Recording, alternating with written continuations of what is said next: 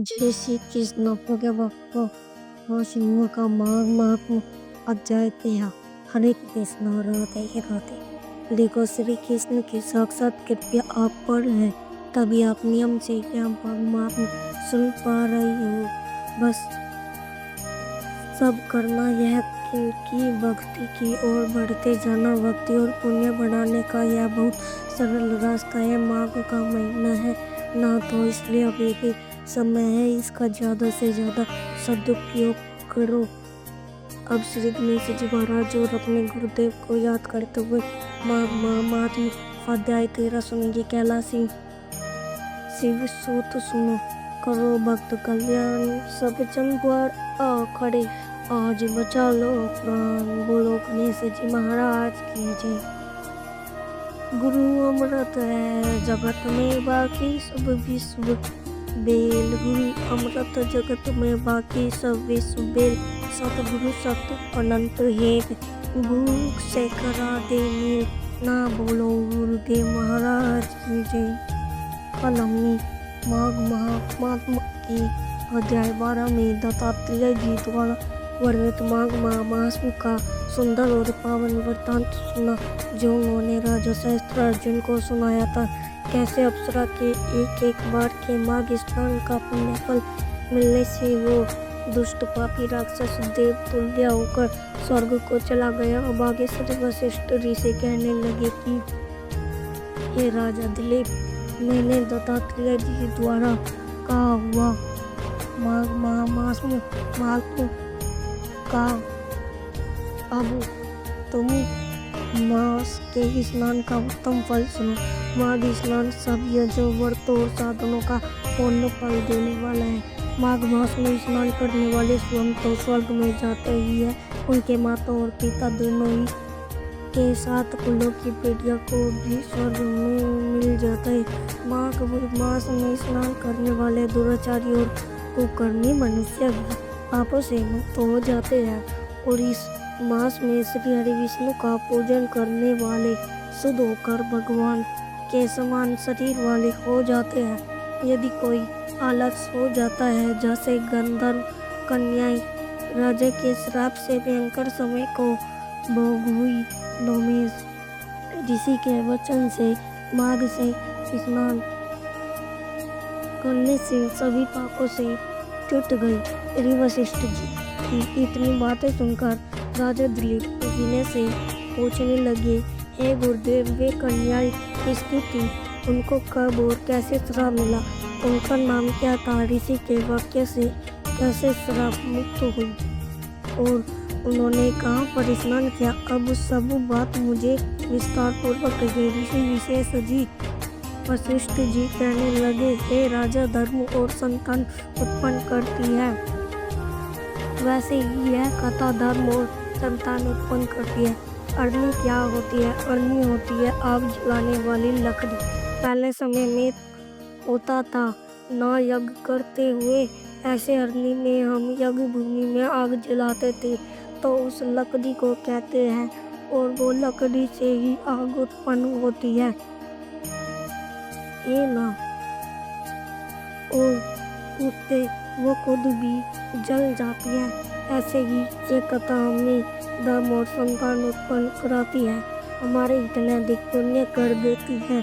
जो कोई प्रेम और भाव से इस कथा को सुनता है, वह अवश्य ही भगवान का प्यारा होता है। अब तुम भी ध्यान पूर्वक इस कथा को सुनो। ये राजन, वो सब कन्याएं गंधर्व की पुत्री थी।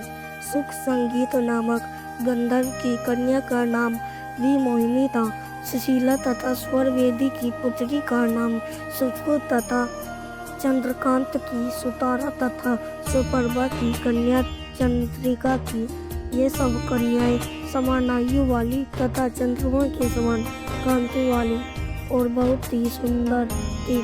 जैसे रात्रि को चंद्रमा निकल आया, वैसे ही पुष्पों के कलियों के समान खिली हुई। ये सब कन्याएं अप्सरा के समान थी। गोरे रंग, सोने के समान चमकता रंग, सोने के आभूषणों से सजी हुई, सुंदर वस्त्र धारण किए हुए, वीणा बांसुरी और दूसरे बाजे बजाने में प्रवीण थी, ताल स्वर तथा नृत्य कला में निपुण थी। इस प्रकार वे कन्याएं खेल के कुबेर के स्थान पर घूमती थी। एक समय माघ मास में वन में घूमती हुई यह सभी कन्याएं मंदिर में उगे पुष्प तोड़कर सरोवर पर गौरी पूजा के लिए गई। स्वच्छ जल के सरोवर में स्नान करके सुंदर वस्त्र धारण कर मौन होकर बालू मिट्टी की गोई बनाकर चंदन कपूर कुमकुम और सुंदर कमलों से पूजन करके यह कन्याएं उसी स्थान पर नृत्य करने लगी। फिर ऊंचे गंधार स्वर में सुंदर गीत गाने लगी। उस सुंदर क्षेत्र का नाम अजोत था। जब यह कन्याएं नाचने और गाने में लीन थी तो उस समय उसी जगह वेदनिधि नाम के मुनि के पुत्र अग्नि ऋषि स्नान को आए। वे युवा ऋषि सुंदर मुख कमल के समान, नयन विशाल, छाती सुंदर भुजाओं वाले, दूसरे कामदेव के समान देखते थे। वो शिखा सहित दंड लिए मृग चर्म यज्ञ पवित्र धारण किए हुए तेजमान ऋषि थे। ऋषि अग्नि को देखकर सभी गंधर्व कन्याएं मुग्ध हो गई और आपस में कहने लगी, उन ऋषि को देखो, उन ऋषि को देखो। अनेक ऋषि का रूप और यौवन देखकर वो कन्याएं आपस में विचार करने लगे कि यह कौन है, और फिर सोचने लगी कि यह स्वयं कामदेव तो नहीं हो सकते, क्योंकि रति इनके साथ नहीं है। वो अकेले नहाने आए हैं, इसलिए अश्विनी कुमार भी नहीं हो सकते। फिर वो कन्या कहने लगी, यह कोई गंधर्वी, कोई किन्नर या काम रूप धारण कर कोई यश किसी ऋषि को श्रेष्ठ पुत्र या मनुष्य है। और बोलने लगी कि कोई भी हो, इसे ब्रह्मा जी ने सिर्फ हमारे लिए ही बनाया है। जैसे पराक्रम की वजह से हमें संपत्ति मिली, वैसे ही गौरी जी ने हम कुमारी के लिए ये श्रेष्ठ वर हमें दिया है। इतना कहने के बाद वह आपस में ही कहने लगी, यह तुम्हारा वर है या मेरा, यह हम सबका। इस तरह वो चर्चा कर रही थी।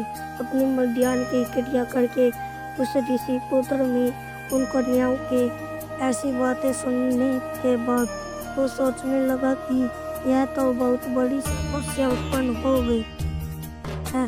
ब्रह्मा विष्णु महेश आदि देवता बड़े योगेश्वर भी स्त्रियों के ब्रह्म जाल में मोहित हो गई है। इनके तीक्ष्ण बालों से किसका मन रूपी हिरण घायल नहीं हो सकता। जब तक नीति और बुद्धि रहती है तब तक मन में पाप का भय रहता है। जब तक जीवन में गंभीरता रहती है तब तक यम विधि का पालन होता है, और सिर्फ तभी तक मनुष्य स्त्रियों के काम रूपी बाणों से बंधा नहीं जाता। फिर वो ऋषि पुत्र मन में सोचने लगे कि यह कन्याएं मुझे उन्मत्त और मुग्ध कर रही है। स्त्रियों के मांस, रक्त, मल मूत्र से बने गर्म तो अशुद्ध शरीर में कामी लोग सुंदरता की कल्पना करके रमण कर सकते हैं। शुद्ध बुद्धि वाले महात्माओं ने स्त्रियों के पास रहना महापाप कष्टकारक कहा।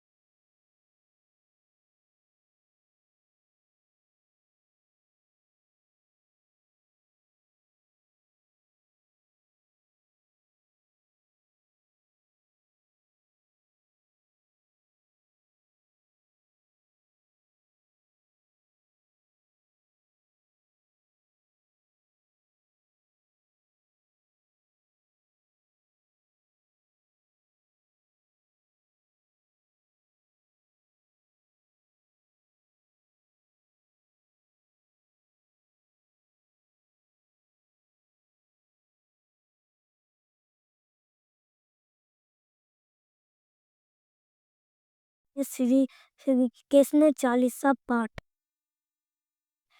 एक कृष्ण चालीसा पाठ बंसी शोभित कर मधुर नील जलद तन श्याम अरुण अधर देम जनो बिम फल नयन कमल अभिराम पौने इंद्र अरविंद मुख पीतांबर शुभ साज जय मोहन मदन छवि कृष्ण चंद्र महाराज जय यदुनंद जय जगवंदन जय वसुदेव देव की नंदन जय यशोदा सूत नंद दुलारे जय प्रभु भगतन की दरगत जय नट नगार नाग नथैया किस्त कन्हैया धनुष रैया पूनी नक पर मुगिरीवर धारो आओ दनन कष्ट निवारो बंसी मधुर अधर धरी तेरी होवे पूर्ण विनय मेरी आओ हरि पूर्णिमा कंचाकू आज लाज भारत की राखो गोल कपोल चिबू करुण मुर्दु मुस्कान मोहिनी डारी राजी वो राजी नैन विशाला मोर मुकुट वैजंती माला कुंडल समन पीत पट अचिकाटी किंग कीन कांच निकाच नील जन लज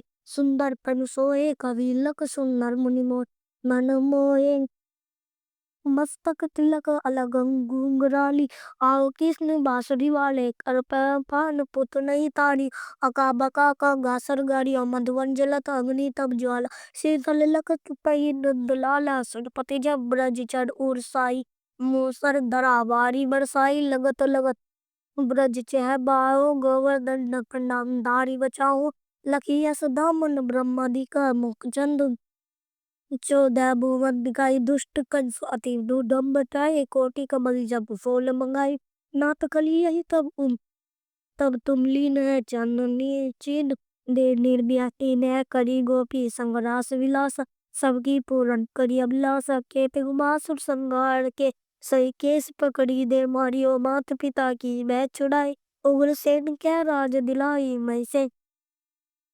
मस्तक चैन सुतुलाय मात्र देवी की शोक मिटायो भौमासुर मूल दैत्य संगारी लाए सठ दस सहस मारी देवी मई रणचीर संघर जरा सिंधु राक्षस कैमान असुर बकासुर आदि मारिया भक्तन के तव कष्ट निवार दीन सुदामा की दुख तारियो अंधुल ली तीन मुठ मुख डारियो श्री कृष्ण 40 बात तो प्रेम से बोलिए भगवान श्री कृष्ण की जय।